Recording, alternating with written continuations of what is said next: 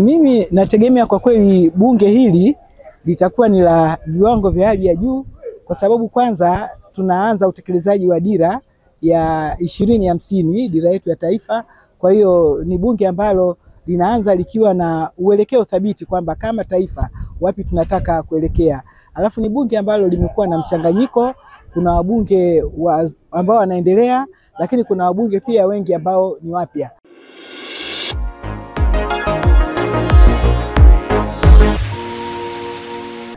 Kwa majina anaitwa Joyce Lazaro, mbunge wa jimbo la Kasulu mjini.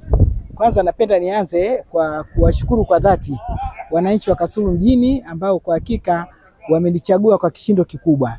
Kwa hiyo niseme kwamba katika miaka 5 ijayo, kwanza najiona nina deni kwa wananchi wa Kasulu mjini kwa jinsi ambavyo walinipa ushirikiano mkubwa katika kipindi cha uongozi wangu wa miaka 5 iliyopita, lakini wakanichagua tena kwa kura nyingi.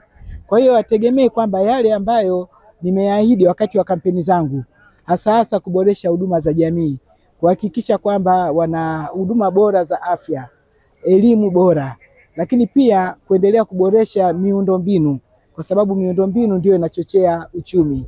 Mambo yote hayo nitayafanya kwa weledi mkubwa, lakini pia kuhakikisha kwamba changamoto ambazo zinakuwa zinatofautiana wakati mwingine kata kwa kata, kama ambavyo nimekuwa nikifanya utaratibu wa kwenda kuwasikiliza wananchi na changamoto zao, nitaendeleza na niwaambie wananchi kwamba wategemee nitakuwa mtumishi mwema zaidi. Asante. Bunge kwa mchanganyiko kwa sehemu wa bunge wapya na nyinyi ambao mmekuwa kwenye bunge lililopita. Tegemea kwa ni bunge la aina gani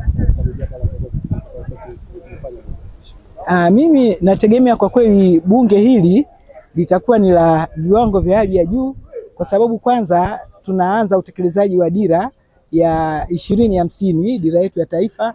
Kwa hiyo ni bunge ambalo linaanza likiwa na uelekeo thabiti kwamba kama taifa wapi tunataka kuelekea.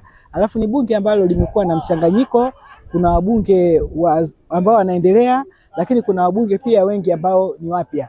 Kwa hiyo naamini kwamba mchanganyiko huo utakuwa na afya, kwa maana kuleta mijadala chanya ambayo inalenga kushauri na kuchochea maendeleo ya taifa letu, kushauri serikali, lakini zaidi kuchochea maendeleo ya taifa letu. Asante sana, nashukuru. Barabara.